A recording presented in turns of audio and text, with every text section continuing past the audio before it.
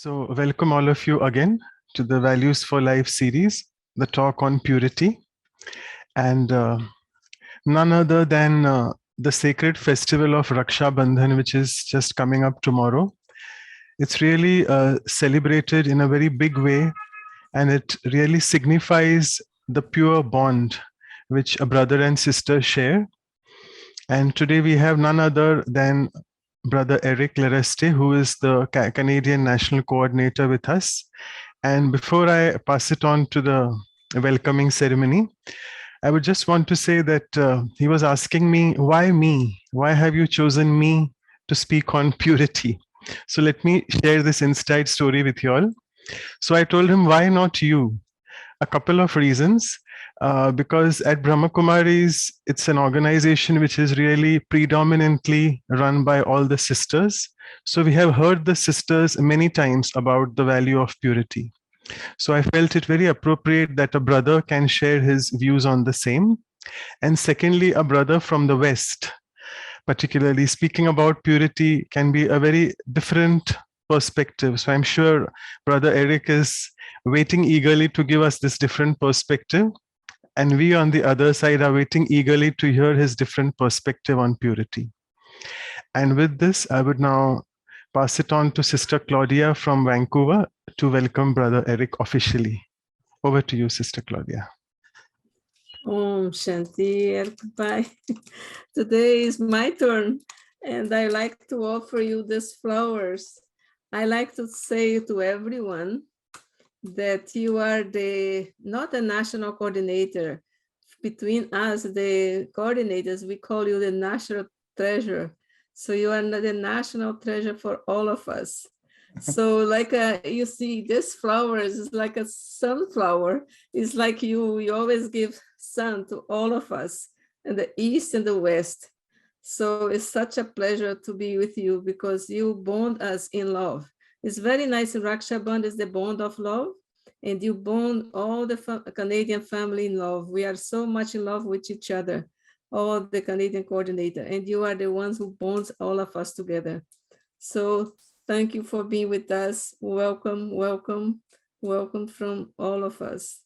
And now I have something special for you, and I like Anu I will pass to Anu.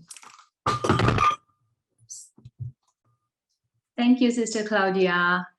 Yes, as it is Raksha Bandhan round the corner tomorrow, and we have this fortunate opportunity to have Brother Eric among us. And truly, I was also thinking, why Brother Eric? And such a divine coincidence that Brother Manoj chose you for speaker, and we'd really love to listen to you.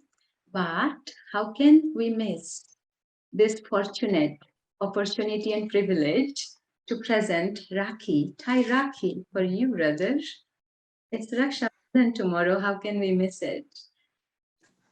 But before I start, I would like to say just quickly, for maybe few may not know what it is. So what is Raksha Bandhan? The literal meaning of it is bond of protection. And as it is celebrated traditionally, a sister puts all her trust and love in the Rakhi as she ties it on the hand of the brother. And in return, the brother promises to protect her from all the problems, difficulties, sorrows in life. So that really symbolizes that beautiful, pure bond between a sister and brother. But however, as we celebrate Raksha Bandhan in Brahma Kumaris, as we understand the spiritual significance of it, that we understand that the real protection comes from the divine. So when we tie Rakhi, it is not only for brothers, everyone ties the Rakhi, the sisters too, and the divine blessing stays with everyone. So with that, I invite all of us on behalf of everyone, all the Vancouver family, the Values for Life program, and everyone who is watching. This is Raksha Bandhan for our very dear brother Eric. And we'll start with the tilak, Eric brother. So we start with the tilak on a beautiful flower. The tilak, yes, on the forehead, the center of your forehead. symbolizes victory with the self-awareness. God's blessings walk with you and you are victorious at every moment. That's our wish with this pillar. No, yes, it's looking beautiful. Perfectly done. And then comes Rakhi. Rakhi for you, wrapped around the beautiful divine blessing. And here we come. The Rakhi. In time. So,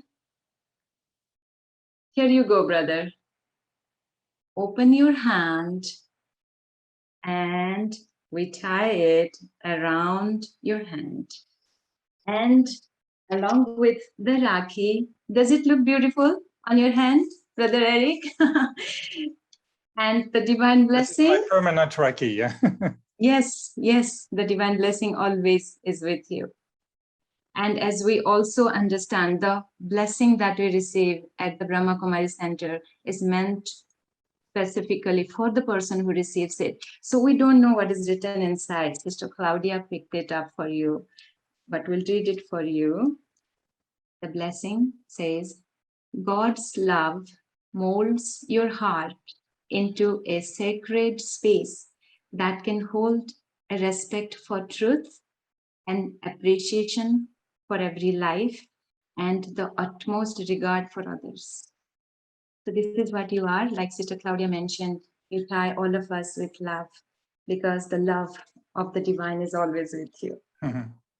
And we cannot finish it without the sweet toli.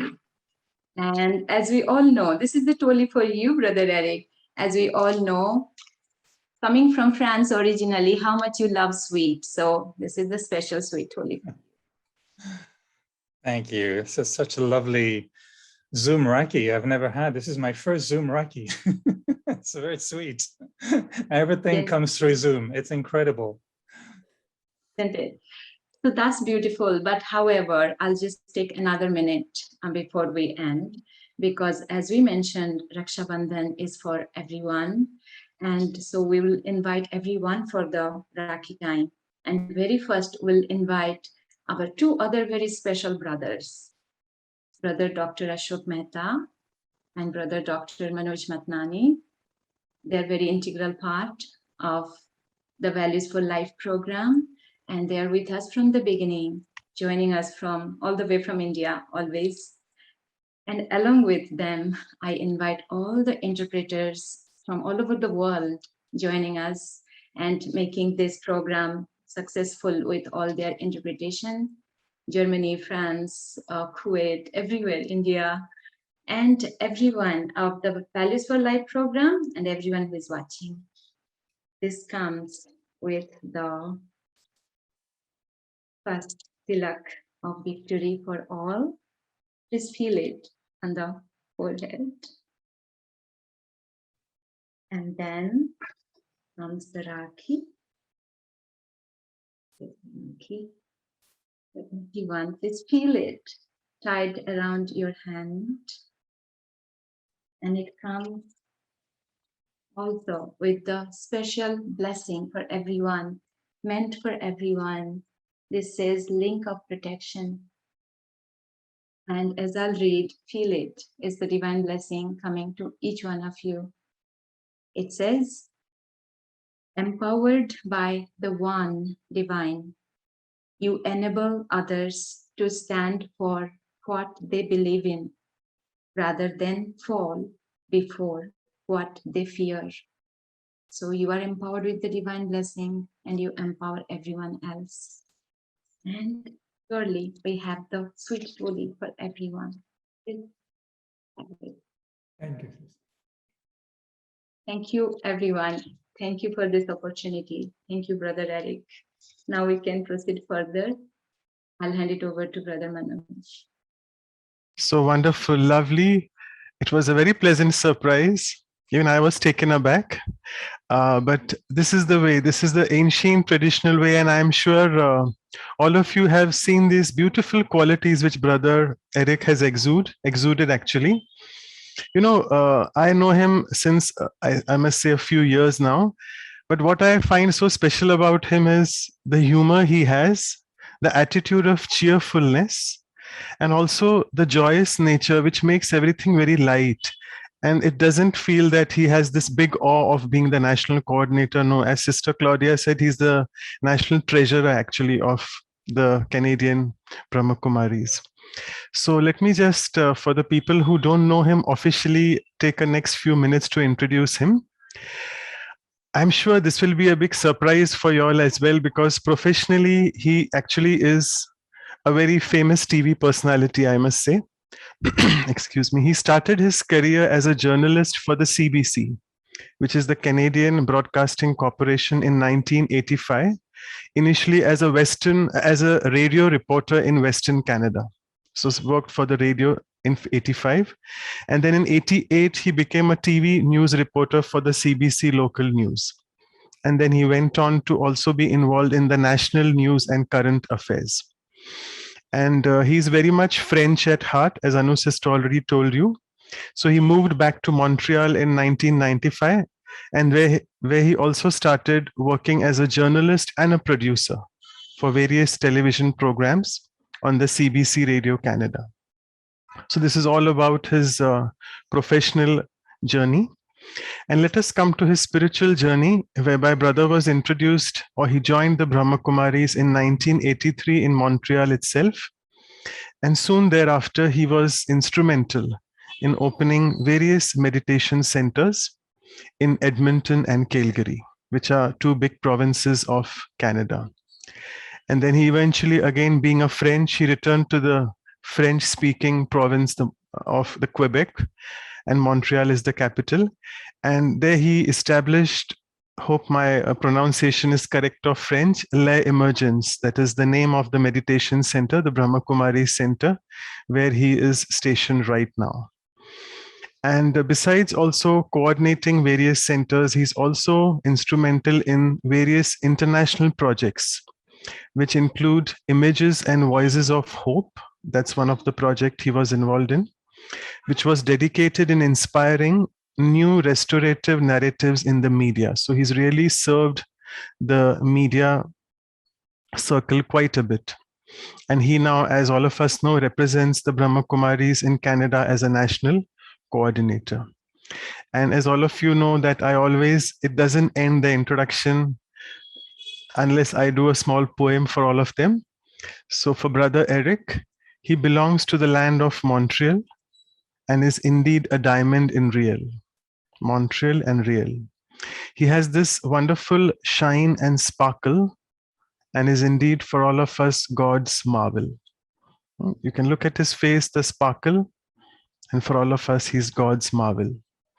He will show us today the light and might by churning with his divine insight, that how do we make ourselves more and more bright like he is shining. So through his insight, through his light and might, he'll help us in making more and more bright and set once again all the things upright, which have gone a little bit topsy-turvy. One thing at Brahma Kumaris is for sure, that we all are originally pure. And that's the reason we have chosen this topic of purity on this auspicious sacred festival, I must say again, Raksha Bandhan, because the last few lines on purity, purity is our foundation, which in turn gives us the right to coronation. Practicing purity helps us in performing Maya's cremation. So practicing purity helps us in performing Maya's cremation so that we finally reach our destination. Because for all of us, that is indeed our next station. So after Maya's cremation, we finally reach our destination, because for all of us, that is indeed our next station, where we are heading, all of us. So with this, I'll just make a few brief housekeeping announcements as usual. So all of you can see, you all are used to it now. The interpretation icon, you can click it, and we have almost 8 to 9 languages. You all can select whichever. It's 15 minutes past the hour. We'll be having brothers talk for the next 45 minutes. And then the next 15 minutes would be where your questions can start pouring in. You can do it to me or to the host. And if it's a different language, I'll request you all to please also send the interpretation in English so that I can ask the questions to Brother Eric. And with this, our much awaited Brother Eric's talk on purity. Over to you, brother. Thank you.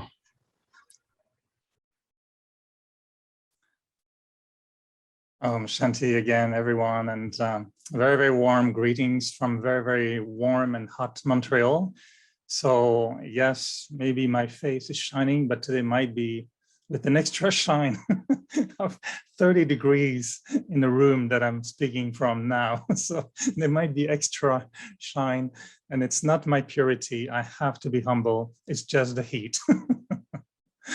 So nice to be with all of you in this magic Zoom land, which really has turned into a Raksha Bandhan, celebration. So big thank you, Anuban, Claudia Ban, and Manoj Bhai, of course, for welcoming me here.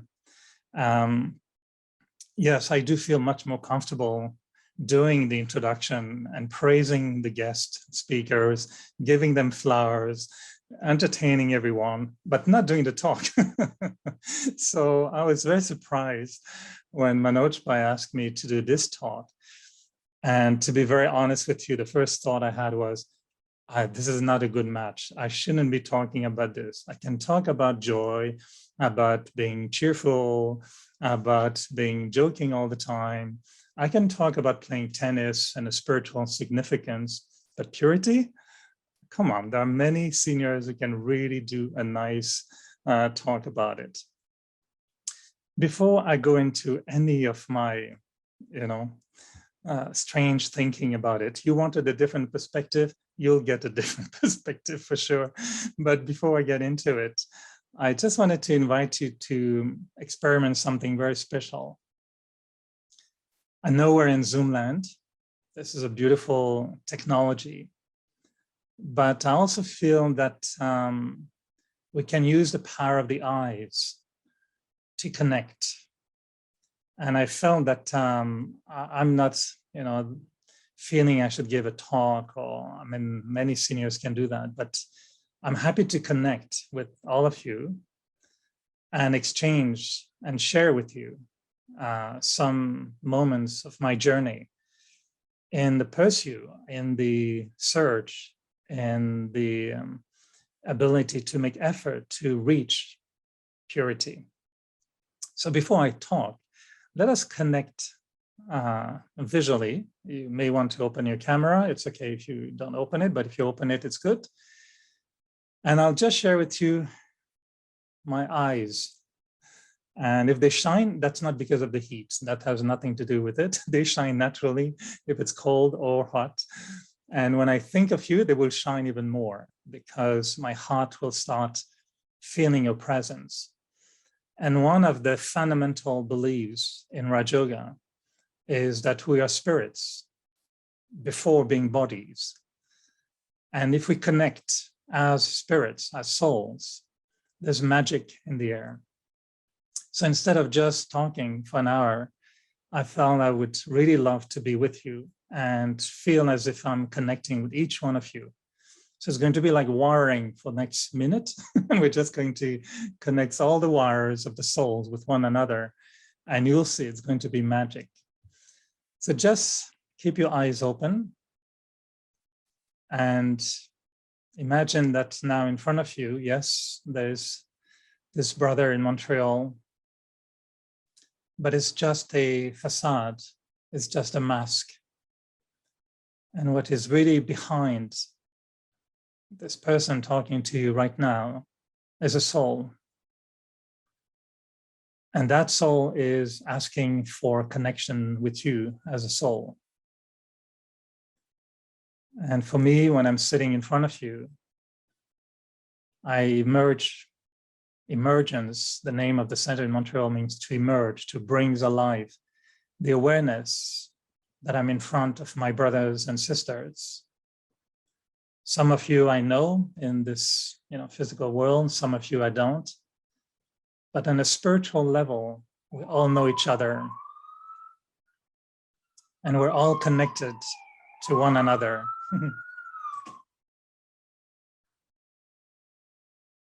That connection is eternal.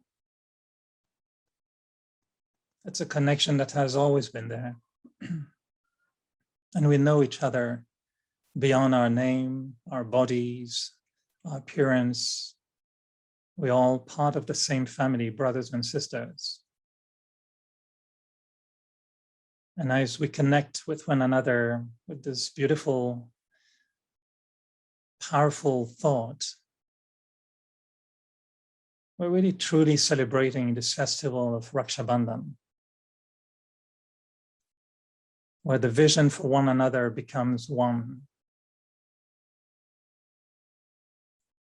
The thread symbolizes beautifully two parts unified with the seed in the middle. And our connection with one another is of brother and sister because we have the same father, the same parent, the same mother. So in the next hour, I'm not going to talk to just Zoom. I'm going to talk to each one of you with that connection in mind. And I know some of you are actually my seniors. Some of you have much more experience than I do in this journey. And I will connect with you, not to share with you or to teach you, but to take from you support, inspiration, energy, and vibrations. And the purpose of the next hour is to experiment with the beauty of this value, which is purity. So it's not just a thought or an idea, but it becomes an experience. And after the next hour, we'll feel that we're empowered with this beautiful energy of purity. I'm just taking a moment to look at each one of you, and I see you're all smiling, and I can see light in your eyes. I know some of you brothers from abroad, from different countries, sisters who live in my heart. Some have permanent resident card in my heart.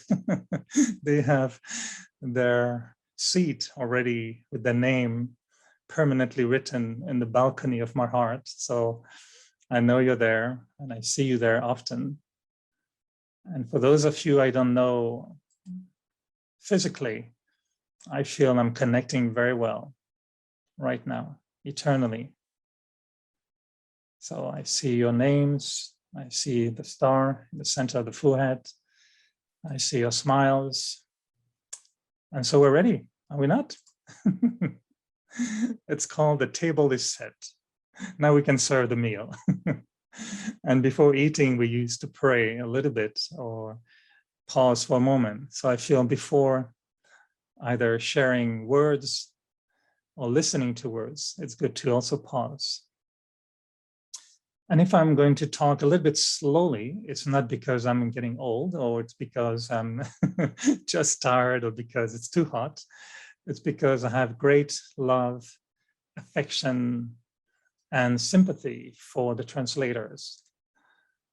And for many, many, many years in my Brahmin life, in my spiritual life, I've also been translating from English to French, or from French to English. So I'll try to honor the difficulty of these, of the translation. So I'll try to speak slower, but I get excited all the time after a few minutes. So you may just tell me, slow down. Hey, soul, slow down, soul down. So purity, yes. It's a very, very big topic. And again, I just want to say that I'm very humbled to be asked to share this. I'm probably the less senior of the whole list of seniors for the past year and for the next one. And Manoj was very tricky in inviting me to give the talk. And I had to fight in me the huge temptation to find an excuse to say no, to cancel at the last minute, to beg him to find a senior sister with an aura of eternal purity who can talk truly about this divine virtue without lying. I said to God, can you set me free from this one? And from the beginning, I thought, you are trapped because, Raksha Bandhan is tricky. It's a beautiful Rakhi, but I don't believe it. It's actually what they call, how do you call it in English again? It's cuff, is it? When a person is made prisoner, you put them a pair of cuff, right? In their hands, cuff, something like that. And I think that Rakhi is a divine cuff between God and me.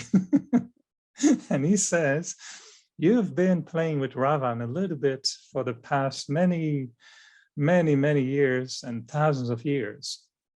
But I don't want you to stay in the jail of Ravan, for those of you who know the story of Sita in the Ramayana.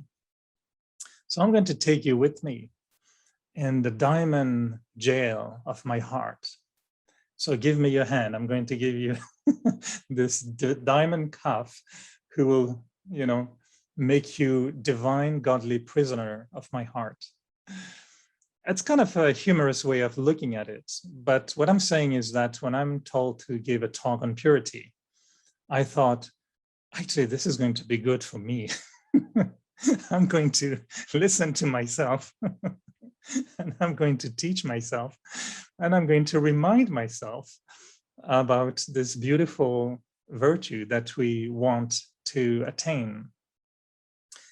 And I can only be honest, so I'll share with you, very honestly, part of my journey. And contrary to some of our seniors, and that's why I think you're thinking Manojbhai was interesting, with the highest respect and regard I have for our seniors, I recognize that our backgrounds are different. And many of the sisters that are now daddies and didis were highly fortunate. I don't know if I was unfortunate not to be born or raised the way they were, but I noticed that many of these, souls, very, very elevated souls, were almost born as saints. They were born in highly religious families. They were raised with extremely high principles from birth, even before coming to this knowledge of Rajoga. Many of them were very protected from birth. And then they came into a spiritual journey and they maintained this very high quality of values from birth. For me, if I were to tell you my life before Brahma Kumaris, you'll be very entertained, but it will not be under the topic of purity. It will be a talk on the topic of impurity, which is very different. And in my family, everything happened. Divorce, fighting, all kind of things, crazy things. I moved from one country to another. I was rebellious. I dropped off school. I rebelled against society. I wasn't vegetarian from birth. So telling my story before Brahma Kumaris will be really a horror film that I don't want to share with anyone. Otherwise, they will not see the sparkle anymore on my face, even at 30 degrees. But I would say that even if my journey started very differently from the journey of many seniors, I think my journey started like many of yours. And I think many people in the West, particularly, would relate to youth and, a different upgrading, which is different from being raised in a very religious family. What I feel that could be the message for today is, to me, purity is something that I look for as an aim. Is definitely the bull eye of our spiritual journey. the focus of where I'm heading is definitely going to be called purity. And I would say that purity is probably the most powerful unknown energy in the world. And purity is probably a more powerful energy than the nuclear energy, but it's completely unknown to most human souls. It's in the scriptures, it's in the bottle of water today, pure water, they promote purity somehow, but it remains a very unknown energy. And I would say that the nuclear energy may come from breaking the atom. And why purity will be the highest energy is because it's fixing, it's repairing the broken atma. And if you break the atom, you create energy. But if you reconnect the atom, the atma, the soul, you also create energy. And when the soul is not broken anymore, it releases this pure energy, which is more powerful than the energy released by the atom when it's broken. I'm not a scientist, so I may be saying things a little bit silly, but in general, we say nuclear energy is about breaking the atom, right? Purity is about fixing the atma, which was broken. So my target will be to obtain that energy. And the question I would have really for us today is, do we really become pure? Or is purity already in the soul? And we just need to find a way to release it. What do you think? Do we become pure? Or is purity already in the soul and we're just not seeing it? So this will be my little intro. And now that I'm getting okay with, not giving just an intro to someone else, I'll have to continue, right? Talking. So, when we talk about purity, first we need to understand, for me, I had to understand what purity was all about. And I have to admit, it's not a very, how can I say it? It's not a very easy quality to sell. I don't know if you agree. If you go around on the street and ask anyone, hey, do you want to be pure? They would say, what? What's wrong? What kind of question is that? Like, what's wrong? I'm not impure. What are you saying? If you go around on the street and ask someone, do you want to be happy? Oh yeah, that's fine. I want to be happy. It's not offensive. And, we can talk about purity for month and month. I mean, this is a huge topic.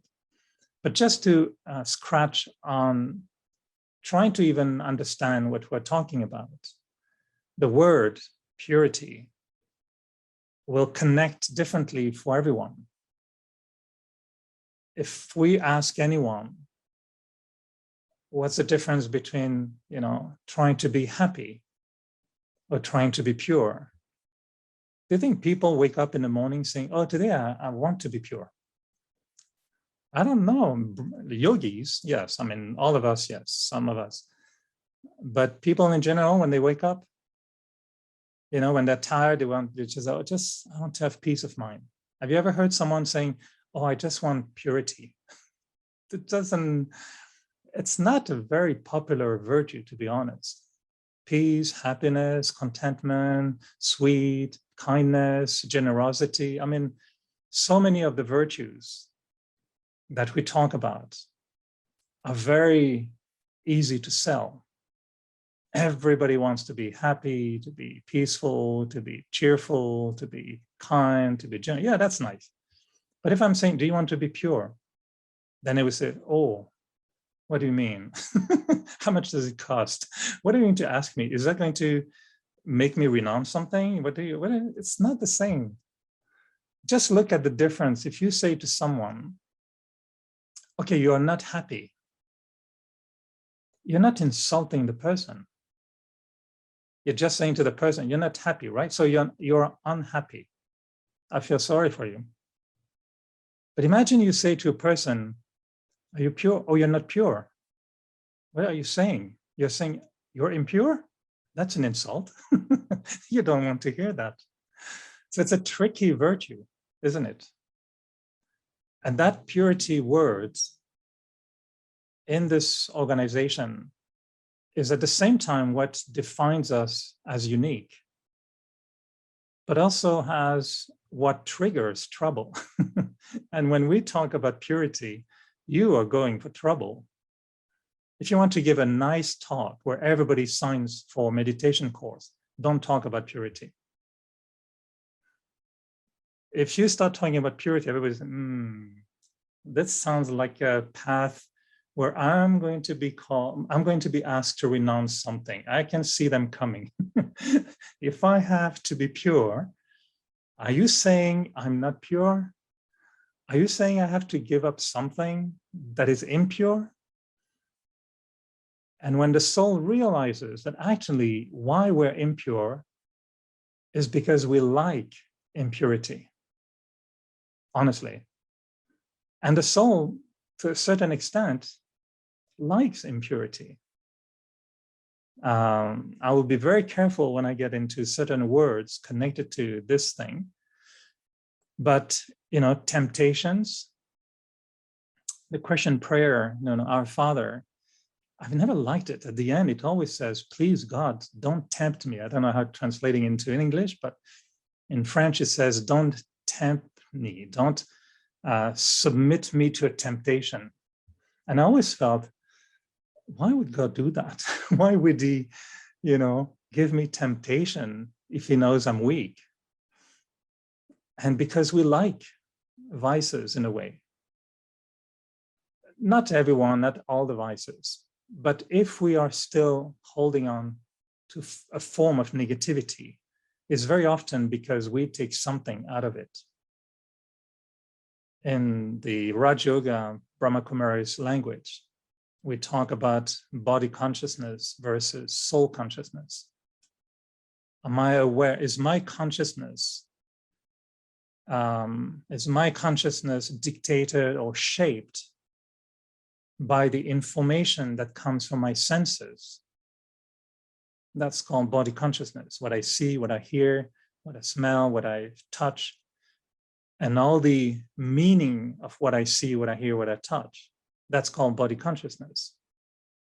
Soul consciousness is the perception of my conscience based on something which is not connected with the physical senses. And in that area, most people would say, I don't know, I don't hear anything. If there's no senses, I don't hear anything. What do you mean? We're getting some insights coming from a non-bodily matter. It's very difficult for most people to know what we're talking about. So most of us, I think, to some extent, are enjoying some of our weaknesses. If someone, is drinking and you tell the person, well, you have to stop drinking, and the person realizes he or she has to stop drinking, they are going to stop something that they don't like, which is the effect of drinking in their life. But they have to stop something that they like also, because they actually like it. Not when they take too much, but to a certain extent, they like taking it. So when we're asked to be pure, it's a very tricky adventure. For me, I was born in France physically and raised here and there, France and Canada. And at the age of 14, my mother passed away and for illness. And I was very, very Catholic at the time. I told that story many times, but I was a strong Catholic and I really believed in God very, very strongly. I used to go to Mass every Sunday. I used to be a member of the choir. I was raised by priests and teachers. My piano teacher was a priest, and I've always had great relationship with them, a very, very nice relationship. But when my mother passed away, a fraction of a second after I realized my mom passed away, my first thought was to God, saying, I hate you. I never want to hear from you again. You betrayed me. And I felt I was doing everything right. I was praying every night. I was, I was mischievous, but in Christianity, we have something very convenient. It's called a confessional. You erase your bad things every Sunday, and it takes 10 minutes and it's fine. It's just like you make all the mistakes you want and just go to this little box every Sunday and you press erase. And the priest gives you a few little prayers to do, and it's called reset, erase. Okay, fine. They don't know about karmic accounts and, your karma. They just erase everything with a few prayers. So it's cool. So as a young boy, I would do many mistakes, but every Sunday I would erase them very nicely and then be a good boy again on the, Sunday afternoon. So when my mother passed away, I disconnected from God completely. And I started the journey for 7 years where I was in reaction to everything, God, institutions, parents. And I was really, feeling that something was broken inside of me, but I didn't want God to help me. And only after 7 years, I met someone who started to slowly introduce me to spirituality. Actually, it was a Buddhist. And it was the first time I met a Buddhist in my life. And I said, oh, Buddhist, I don't know, where do you stand? Do you like God? And I thought, if he likes God, I'm not connecting with him. I didn't want anyone in my life connected to God. But Buddhist, I was confused. I didn't know what they believed. But I liked this spirituality. And that was for me the introduction to Raj Yoga that I came to when I was 21 years old. And only then, when I was told after very, very briefly about purity, my reaction was, oh, we have to become pure. Oh, that's nice. You're going to remove about 80% of my mind. What am I going to think about now? If I cannot have impurity, you're removing about 80% of everything I do and I like in my life. And I felt good about it. I felt, oh, I don't have to complain anymore. I have to criticize. I don't have to get angry. I don't have to be negative. Wow, this is wonderful. So what are we doing? What do you do when you're pure? And what do you think about? What do you want? What do you eat? How do you sleep? How do you talk? That was like a new concept for me. And so that purity quality, that purity virtue, whatever we want to call it, is not easy, I think, to really understand. And it could be a turnoff for some people. And the day that thought came to me also was very interesting. And it was when I was, and again, I told that story a few times. I'm not going to tell it in details, but when I went whale watching in Quebec in the St. Lawrence River, and I was with a friend and I was a little bit hopeless and discouraged before I came to Brahma Kumaris. And then this huge whale came from under the boat, a blue whale, and it turned around, stopped, opened the eye, and looked at me. And I really connected with that whale in a beautiful way. And make it short, so the whale went away. And then my friend next to me said, oh, the whale looked at you, not at me. It looked at you. And I said, yes. And after the whale went down in the water, the thought that came to my head was very clear, was, I want to be pure. And I told my friend, I says, I think I want to be pure. And she said, are you crazy or what? Are you going to become a monk or what are you going to do? What's that? And she had no idea what I was talking about. And I had no idea what I was talking about. I just had the thought, oh, I want to be pure. And then it disappeared. And a few months later, I came to Brahma Kumaris. And in the course, they told me about purity. And I said, yes, I heard that word before from a whale. The one before you who told me about it was a whale. Now it's a human being. Must be something there. So then I connected and I felt, okay, what is this purity? And again, we realize that pure and impure is not something we can approach like happy and unhappy. Certain values are about your ability to express your qualities. But purity touches the very fundamental nature of our being. Something is pure or not says everything about who am I. Religion has been very strongly talking about that purity, and it has created big complications and chaos in the name of purity. And sometimes when we use the word purity on a superficial level, we break relationships, connections, friendship, because we make it dogmatic. And I know, in some cultures or some religions, they become very strict about this is pure, this is not pure. And it can go very far, and I'll let you understand by yourself, and I know everyone understand, but sometimes I may even wear a t-shirt, without sleeves, and someone will be offended. And I say, you're revealing, part of your body. It's it's not pure. Although, is it? Some may feel that, in some culture, hair represents purity. And if you cut your hair, it's like, it's breaking the code of purity. So then we started to go into the thinking that if the hair is not like this, it's not pure. If the t-shirt is like this, it's not pure. If the shirt is that long, it's okay. If it's that long, it's not okay. So we became a little bit dogmatic about what is pure and what is not. And of course, we know the story, how it becomes, a buzzword that creates division, conflicts, violence. Someone made a reflection recently and they said, look at all many conflicts in the world. And are based on what? Very often about a form of lust and a form of anger. And I know these words are not easy to pull out in a talk, but since I'm not a senior, I can say all kinds of things. And then Manoj will be happy to have a different perspective because seniors will give you the very nice wave. And now, okay, I'm just a little effort maker trying hard to reach that purity. So, you look at the world and so many conflicts come from that.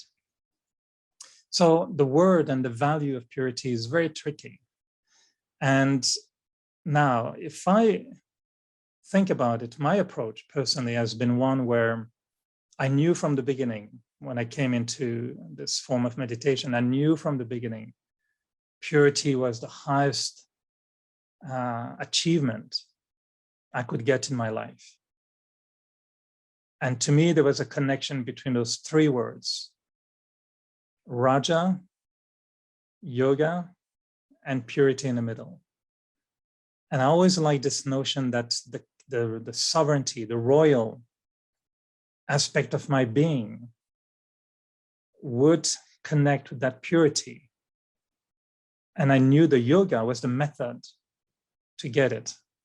So I got it intellectually. I thought, yes. And that's why I joined, honestly, the Brahma Kumaris wholeheartedly with my love. I was 21 years old and I made big sacrifices as a young, person.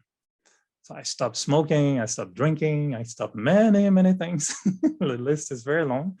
And they gave me the list and I thought, oh my goodness, yeah, this is going to make my life a little bit different. But the cupboards will be empty for sure. I will, so I threw all kind of things, all kind of food, all kind of clothes. And then I started, to become a young yogi. And I knew purity was exactly what I wanted.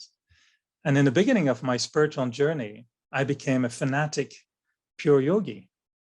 Purity, purity, purity, purity. And someone was acting, he's not pure. He's drinking this, he's not pure.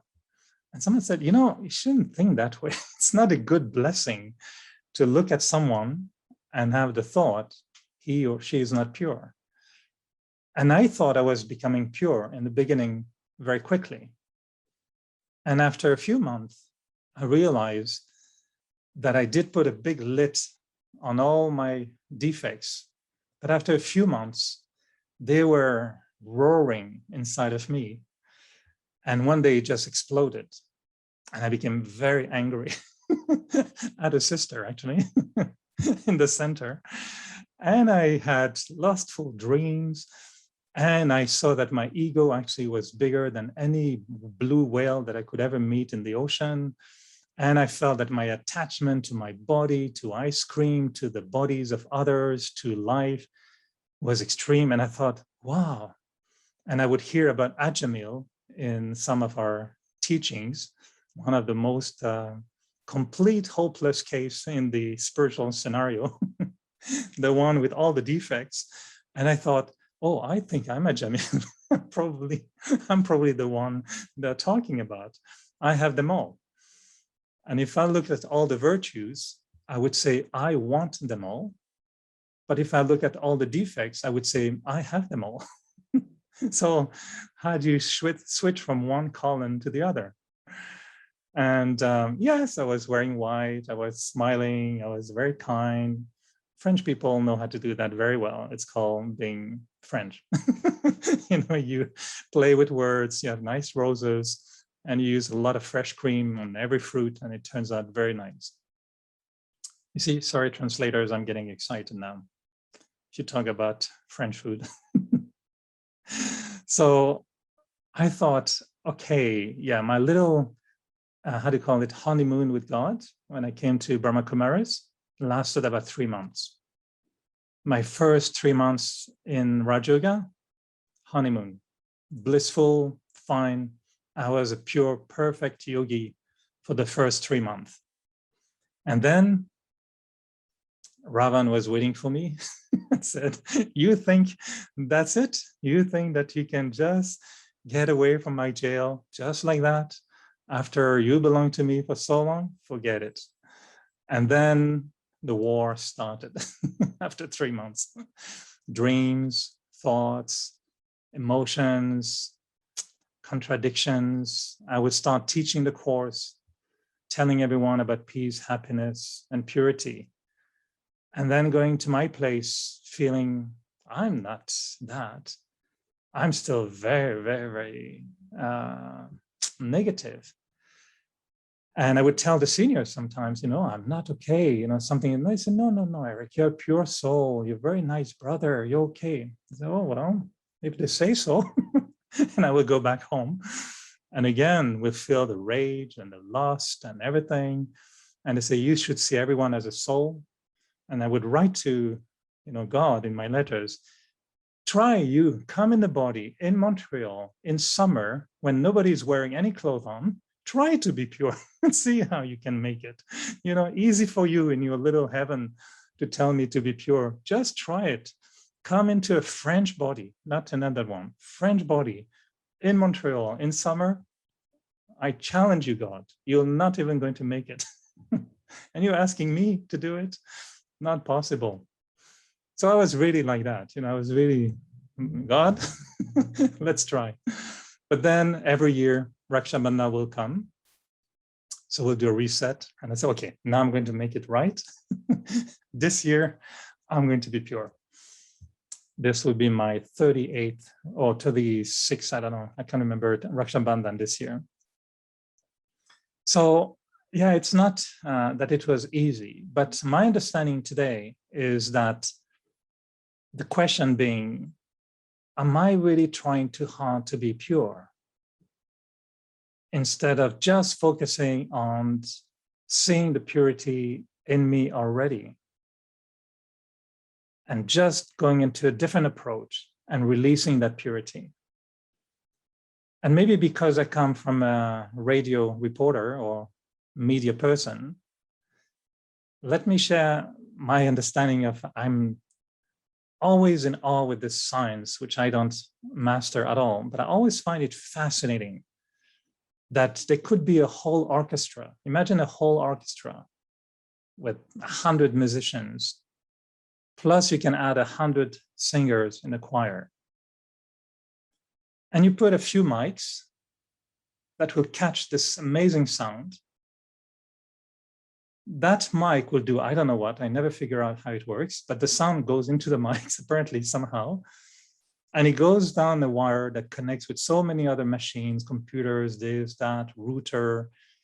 satellite, I don't know how it works, goes around the world. I mean, outside of the world, it goes up in the satellite.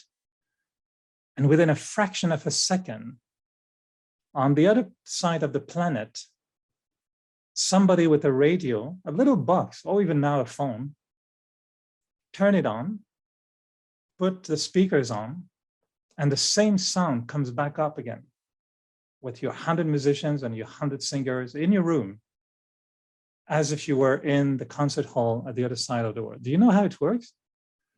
Scientists tell me it's just 1 and 0s. I say, well, I don't know what you mean. I don't understand. For me, this is magic. I think God speaks the same way. And we have to figure out this radio in us to catch the frequency. And I think that in the same way that a physical radio, can allow you with the little button to go from one station to another. And imagine in the radio, you're listening to a very heavy rock and roll station. And because you like it, you play it very loud. And so in your apartment or in your house, there's loud, crazy electric music playing very loud. And people would say, oh, this man is crazy. Actually, no, he's just listening to a loud radio station. He's not crazy, he's just listening to a loud radio station. But the same person on the same radio can just turn the button a micromillimeter. And the sound coming up is suddenly soft classical music. Very divine, very peaceful. Two musics could play in the same radio, just with tuning a little button slightly. So imagine you have one station called, I don't know, Pavitra 108 FM, Purity 108 FM, playing beautiful energy of purity. But 1 millimeter next to it, you have a very popular radio station, the most popular in the world, called Ravan 63 FM. It's your kind of evil station playing all the vices in their extreme forms and giving you the blessing, may you be vicious or 63 birds. It's this terrible radio station, but some people like it. And the other one says, no, this is Purity 108. You listen to that one and you become part of the 108 most purest souls in the world. It's just 1 micromillimeters aside from each other. So, yeah, purity is maybe just like that. That we need to tune, focus on a frequency which is always there. But we're used to listen to the other one. And we haven't found the frequency of the pure energy of the soul. And that's why in meditation, in Raj Yoga, what I'm practicing now more and more, is the understanding that if I focus on being a soul, and I put all my attention, 100% attention on just the being of light of the soul, that focus will allow the energy of purity to be felt, to be experienced. And my understanding today is not anymore I have to become pure, because I'm tired of it. It doesn't work. I've tried very hard. I don't think I'm becoming more pure. I'm just stopping to be impure and allowing me to naturally release what is normally there, which is purity. And I'm not trying to be more pure. I'm just trying to experience that purity which is in the soul already, part of the recording. Because we're told in philosophy that the soul doesn't really actually change. I mean, the container has the same content all the time. We are that radio.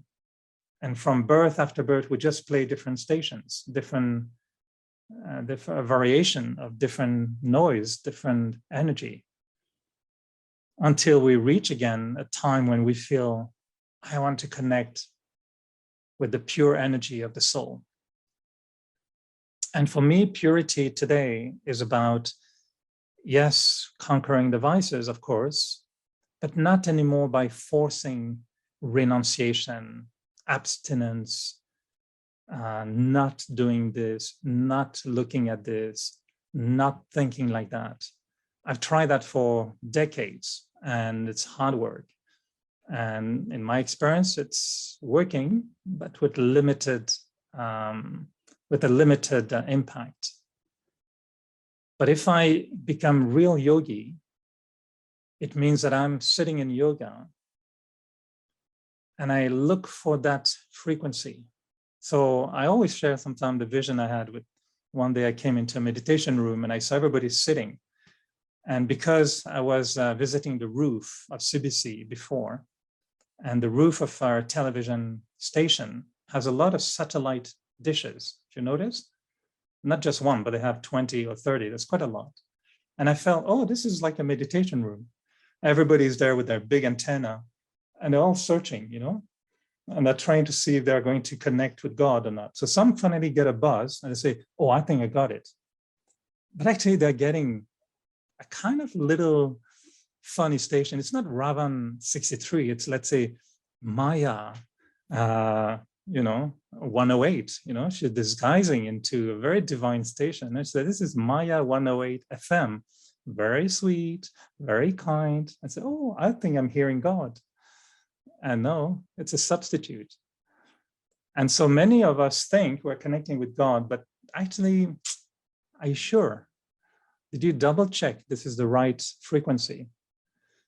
And so when one day I asked a senior, how many gods there are in Brahma Kumaris? She said, what do you mean? I said, it seems like we all connect with a different version of God sometimes.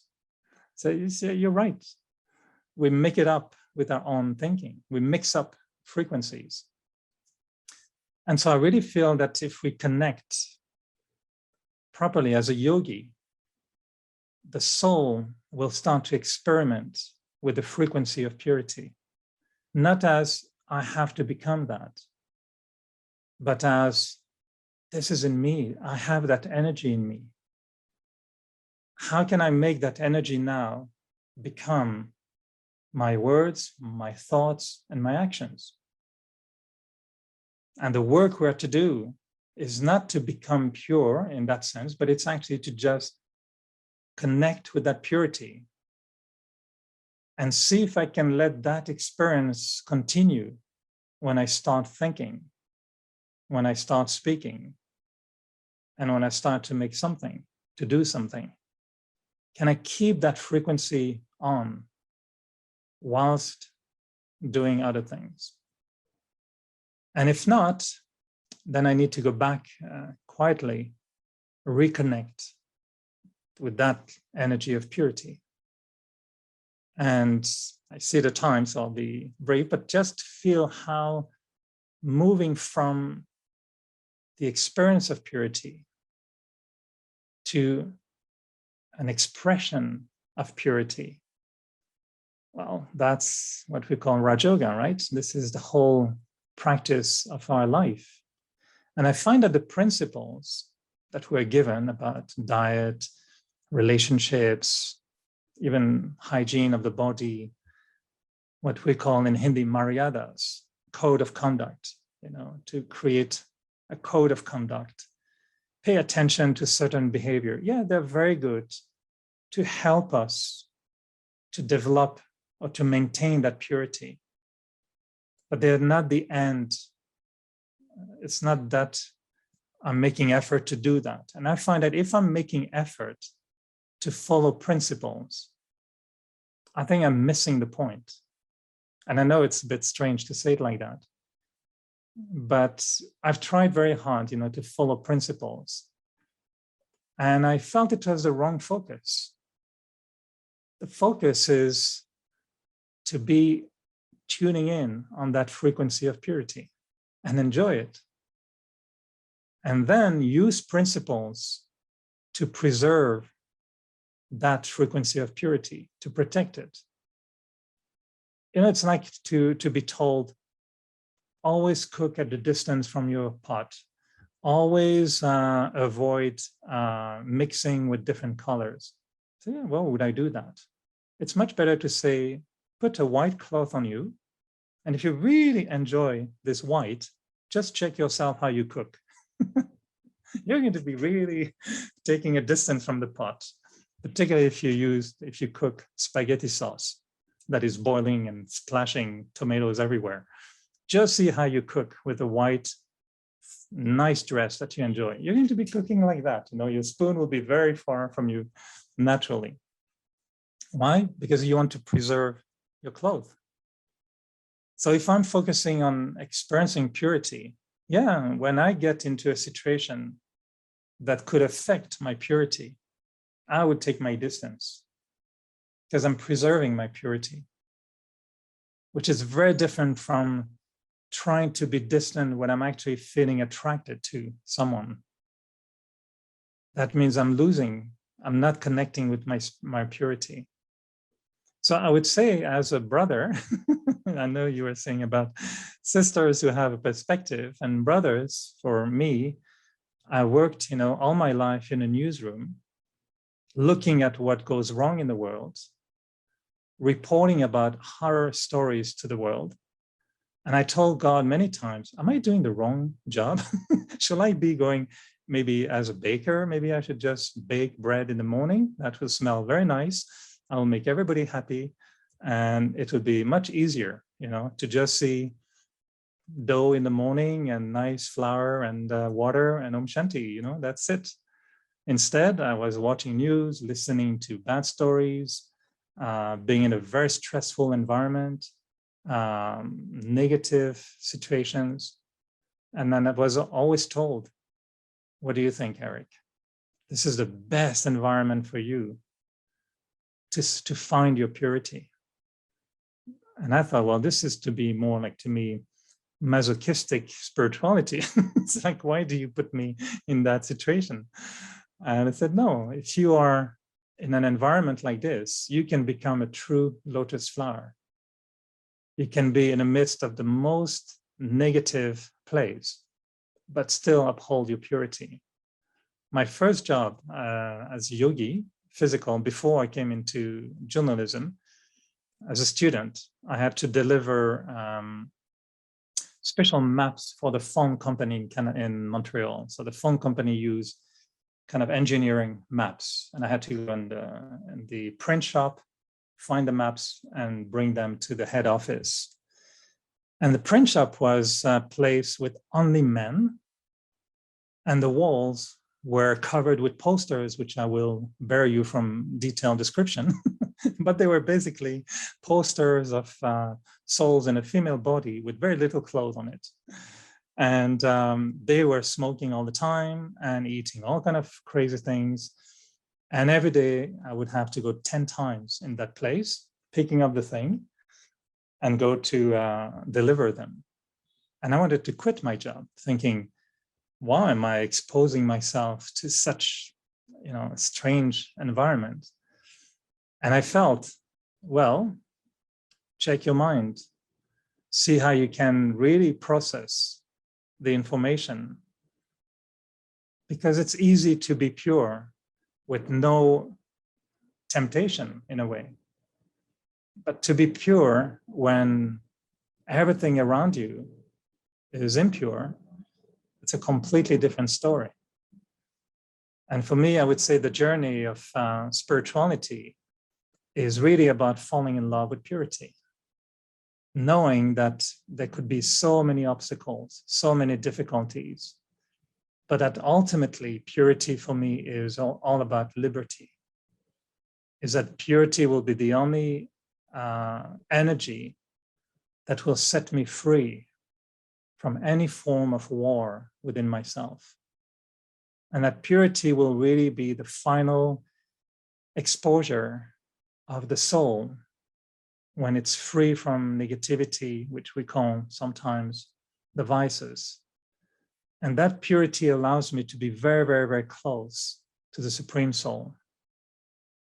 Because next on the frequencies of the radio, you have purity channel, but the really next one next to it is the godly channel. And if I want to hear the divine's thoughts, if I want to pick up the energy of the divine, I may have to learn the language of purity, because that's where it comes, that purity will give me access to that divine language. And I find that every time I'm concentrating on purity, I feel closer to the divine right away, because I feel able to go in front of the divine and feel good about it. But if I'm not focusing on that purity, I'm mixed up in my head. I'm just battling with desires, with passion, with bodily, frustrations. So what stops us from tuning to the Purity 108 station is just our habits. And I know for me, every day at 8 o'clock, I like one station to listen to the news. And even if you tell me God is speaking on the other channel, I say, oh, okay, but it's 8 o'clock. I have to hear the news. So it's very hard for me not to listen to the news at 8 o'clock in the morning. That's my sanskara, my habit. And to listen to, some days I should really listen to meditation music, not to the news. I'm already buzzed and negative. And God will tell me, why do you listen to the news? And I would say, well, it's 8 o'clock. It says, wrong answer. But instead of listening to peaceful music, I still listen to peaceless news at 8 o'clock. It's a habit. So why we're not listening to the Purity channel? It's just a habit. We're used to listen to our body channel. That's a very entertaining channel. Let's listen to body channel FM. Oh, what's the news today? Oh, I'm going to eat this. Oh, that's nice. Oh, she's dressing like that. Oh, what a nice dress. Did you see the hairstyle of that one? Wow, that's really cute. You look so nice. This is Body Channel 108, Everything you want to know about your body and everyone else's body, There could be many channels like that, advertising all kind of silly things. And we like it. Ask everyone, including, members of Brahma Kumaris, what are you watching on YouTube? Look at your YouTube history, and I'll tell you who you are.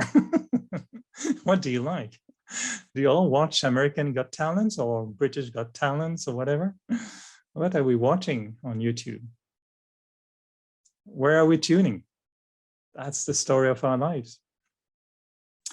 Anyway, I can talk for hours, although I shouldn't be the one talking. And to all my dear sisters and brothers listening who are thinking, oh, now we need another year of these values to bring them back to proper thinking. What did he say?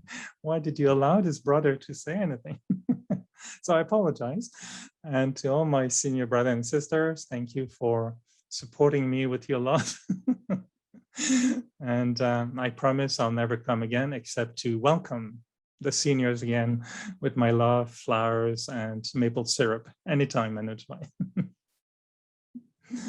So back to you. Yeah. So thank you so much, Brother Eric. It's absolutely fine. You showed us a very different perspective of purity. And the most important thing which I want to say is wanted to convey the message to all our viewers as well. As Brother Eric rightly pointed out, that purity is not to be forced upon. It's not about abstaining from something, renouncing something. It's about just developing that divine connection, but first maybe knowing myself as that pure soul. As you rightly pointed out about atom and atma, these two words are very similar. Atom is an English word, atma is a Sanskrit word. So all of us, once we go inside, we touch that pure core of ours and we start focusing on who am I, then these probably things will just go off.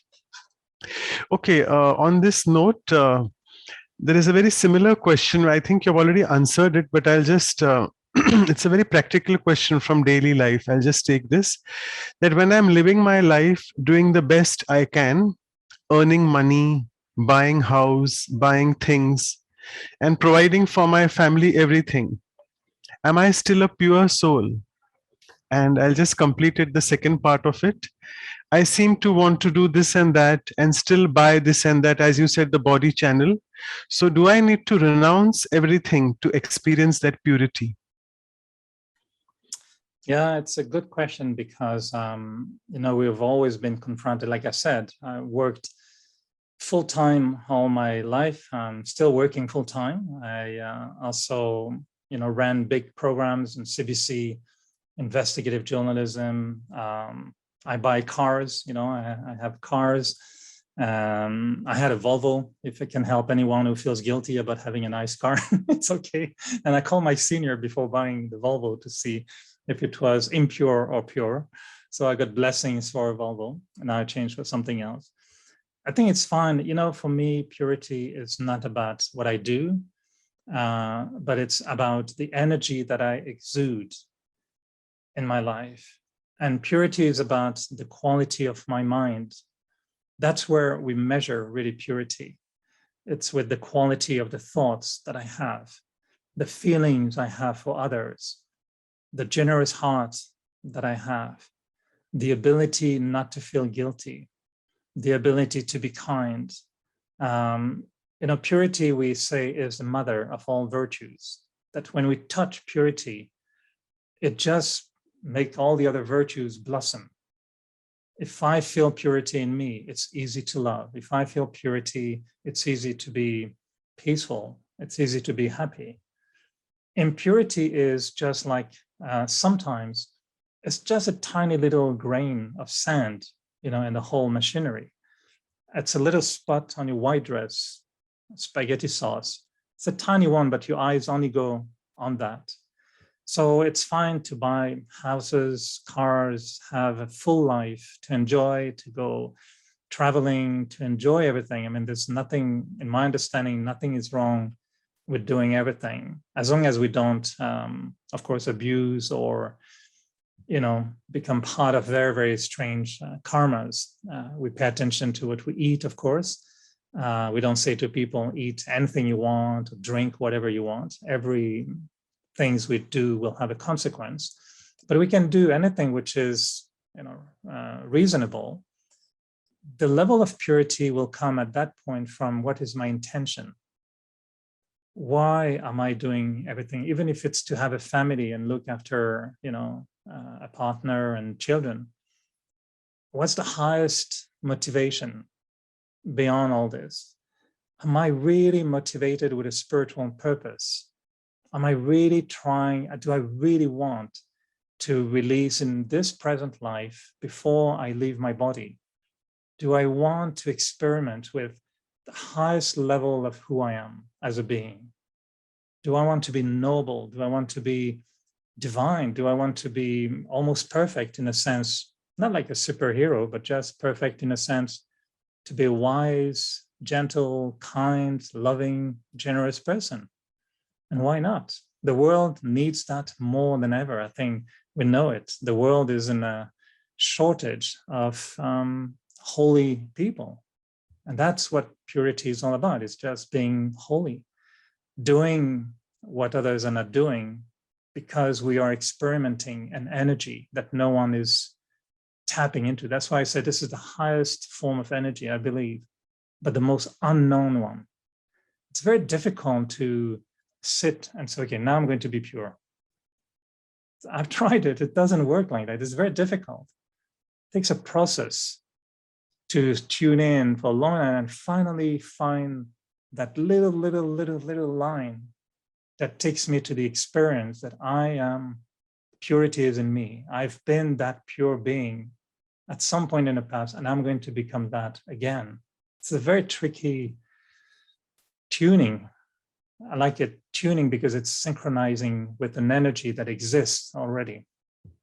So yeah, nothing wrong with buying what we buy and doing what we do, just checking what's my intention. So great. That was a beautiful answer because it's all about what we call in Hindi the bhav, the intention, what is behind. And it touches upon, you also told those three things, my thoughts, my words, and actions. So the true purity is something which is internal, like what am I thinking about a person? What am I feeling? What am I saying? And what am I doing finally? So, I mean, if I'm pure at all those three levels, I don't really need to think a lot about being pure. I'm already pure if I'm doing that. And I'll just take, in the interest of time, I'll just take this last question because you mentioned about habits and sanskars, which pull us towards not the channel of purity, but it pulls us towards the body channels of Maya and Ravan, as you said about the FM. So the brother is asking that how can one get rid of impurities which are deeply embedded in the subconscious mind? Because the subconscious mind is full of all our habits and sanskars. So how do we get rid of those which are embedded so deeply inside? Well, I think that in a short answer will be the connection between science and silence. And I think science has shown us how to cure some diseases, at least to the best of their expertise, to cure some diseases with higher form of energy. And we know now with laser, with radio, and how do you call it, radiotherapy or different type of energy can really focus on certain cells and destroy, the root of the problem. And compared to just putting a little bandage, which is very limited in its capacity to heal, the science has taken us into the root of the problem. Same with silence. When we have a deeply rooted habit, by trying to address the habit on the habit level is like putting a bandage on the skin. Going in deeper level of silence means to go beyond the sanskara, beyond the habit, and trying to find the cell that causes the habit. And in silence, what we experiment with is the bodiless stage, disconnecting from the sense organs. So we get an energy which is so powerful that we're not even thinking about our habit, our negative habit, but we first go and tap into another level of energy. That's called what we call yoga. And eventually we connect with the divine.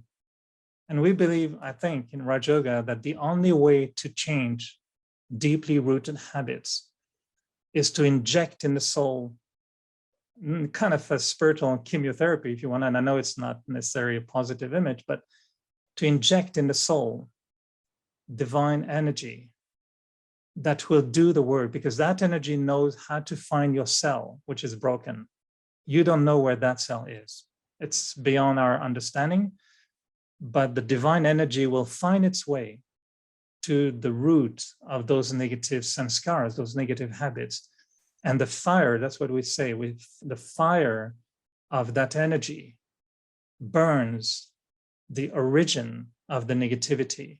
And that's been really, honestly, my experience, just sometimes to even realize that some of my negative traits are just almost gone and I didn't pay attention to it. And it's just gone. And other people start telling me, oh, Eric, you're very patient. And I say, what? I used to be the most impatient person before. How did I become patient? I don't know. Certain aspects I never paid attention to it. It just became like that because some of the root cause was burned. For deep-rooted sanskaras, habits, on my understanding, only yoga can change it. Not thinking, not churning, not forcing, not therapy, not psychotherapy. I mean, they're helpful sometimes, but they will not go into the only root is energy level. Realizing how this pure energy is in me. And then in the action, try to use that pure energy. I force myself sometimes, honestly. I go for a walk, whatever, and I meditate. And I say, can I walk in the park and not allow my eyes once to be distracted by body channel? temptation is there. There's many body channels going and running around and playing tennis and doing all kind of things. And I was like, can I stay focused? Just one spin around the park. Just focus on my soul channel. Try it. That changes habits.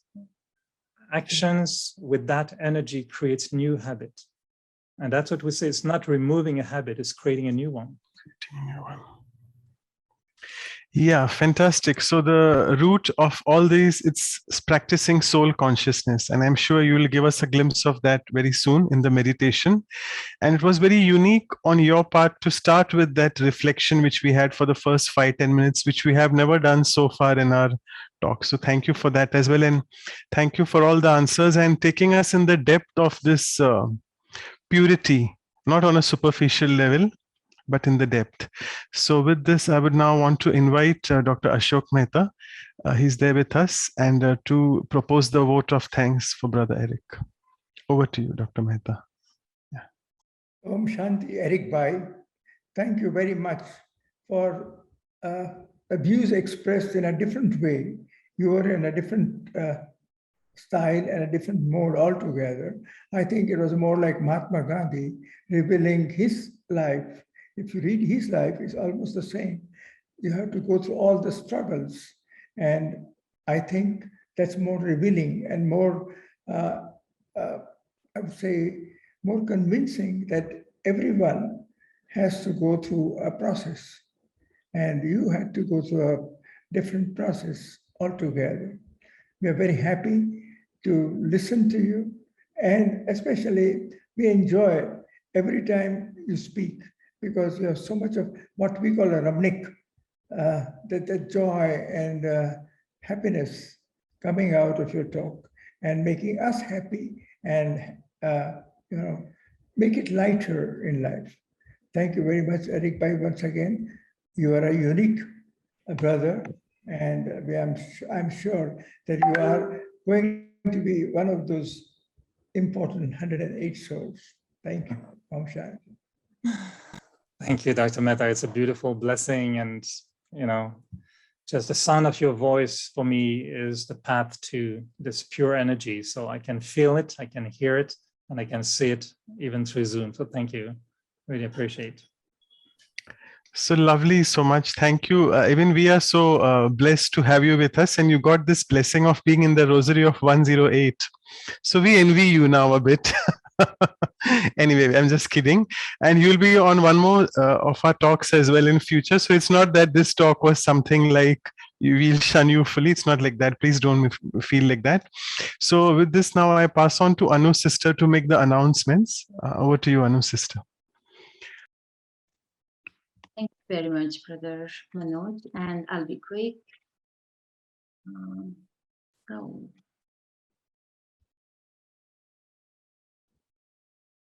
Really, definitely want to thank Brother Eric for that really practical journey of loving purity and achieving it through yoga.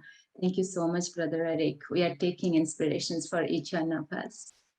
And tomorrow, the next upcoming program is tomorrow itself, as it is Raksha Bandhan. To understand more about the significance of Raksha Bandhan, like Brother Eric said, we'll have our senior sister Sudesh Didi joining from Europe. She's the European director of Brahma Kumaris, and Sister Aruna, who is the senior Raj Yoga teacher from Kuwait. It's happening tomorrow, 22nd August, evening 6:30 to 9:30 p.m. India time, which makes it morning for North America. And I think we won't be able to attend because of Raksha Bandhan practically, but we'll look forward to watch on the YouTube video later on. But however, from different parts of the world, everybody can join. Please join us. The UK time is 2 to 5 p.m. and Kuwait is 4 to 7 p.m. And the next one is, as we always do after 1 week, the values workshops on purity. And so we'll have experiential reflective exercises towards practicing purity in our life, and followed by the insightful talk and meditation by one another very special sweet sister, Sister Wadi. She will be joining us from Miami. So join us then. It is on Saturday, 28th August, evening 7:30 to 9:30 India time. That is 7 to 9 a.m. morning, West Coast, US, Canada, and 10 to 12 for East Coast. And before next talk, we have another one that is, again, another celebration that marks the birth of Sri Krishna, and definitely very well, purity. So we have planned this program as well on the spiritual significance of Janmashtami, and we'll have our senior sister, B.K. Asha Didi, joining us for that. She's the director of Om Shanti Retreat Center in Delhi. So it is on 4th September, Saturday morning, 9 to 10:30 a.m. India time. That makes it 3rd September, Friday evening, West Coast, 8:30 p.m. I think East Coast, we can have the videos for them. May not be possible. Join us then. And our next Values for Life talk is episode 21 on that very important virtue, patience, Dharyata. And for that, we have Brother Charlie. He is the director of Brahma Kumaris in Australia. He'll join us from Sydney. And to accommodate his timing, it is a little bit changed the time. So next one is 5th September, Sunday morning, 9 a.m. for India. That would be previous day, 4th September, Saturday evening, 8:30 for West Coast, US and Canada. So please note, and you can find information about all these programs, the joining info, and the videos of all these programs on our websites. Visit us at www.vihasa.in and vancouver.brahmakumaris.ca. Thank you, everyone, for your attention. Over to you. Thank you, Sister Anu. I'm sorry we have exceeded the time, but I'm sure all of us are wanting this beautiful meditative experience on purity. And Brother Eric is exuding those vibrations. I'm sure all of you can sense that. So we'll just request Brother Eric for the last 5 minutes, though we are a bit late, for the meditation. Over to Brother Eric. Thank you. Yes, my apologies for taking more time that was given, but let's conclude with those few minutes in silence. And even if the eyes remain open, we can visualize as if another eye is also opening, the eye of the heart filled with a beautiful experience of love. And I open my heart to the whole world.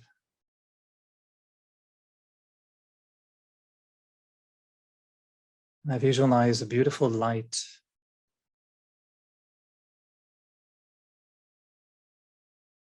just as if I had a huge, unlimited living room where I can welcome the whole world.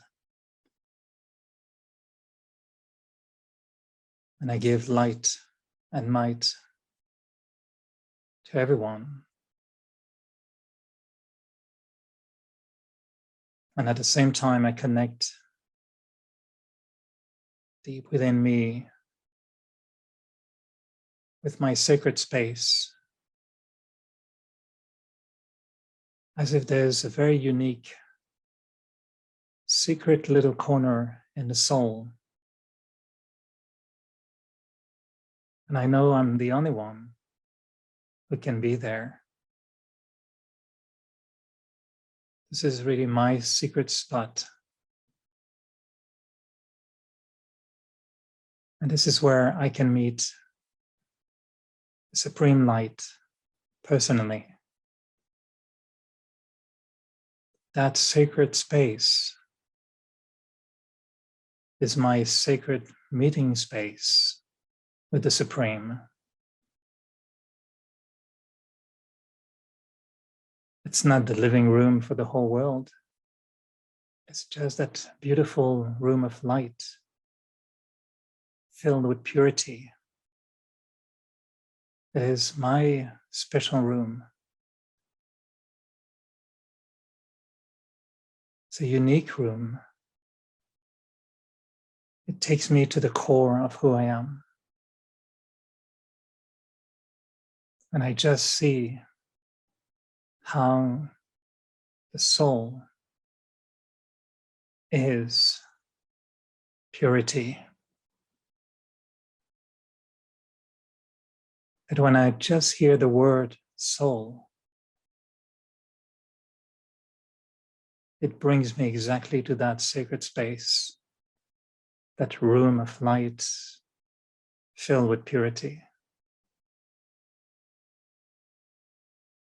And in that beautiful little room of light, the supreme light can also be felt. Can it be seen? Can it be heard? I feel I can have a conversation with that light because it is so pure. And I need that pure, sacred space to host such an amazing guest as the Supreme Light. So I know that beautiful room of light, and I know I have to go back to this huge living room for the whole world. But I take with me the hand of the Supreme. And even if I go into the field of actions, I will speak, I will look, I will interact, but I will always feel my holding the hand of light of the Supreme. And that hand protects me like a beautiful bracelet of raksha Bandhan, always on me, always protecting me. Om Shanti. Om Shanti. So thank you so much for the beautiful experience. Thank you once again for joining. Thank you, everyone. Thank you. Bye-bye. Thanks for inviting me.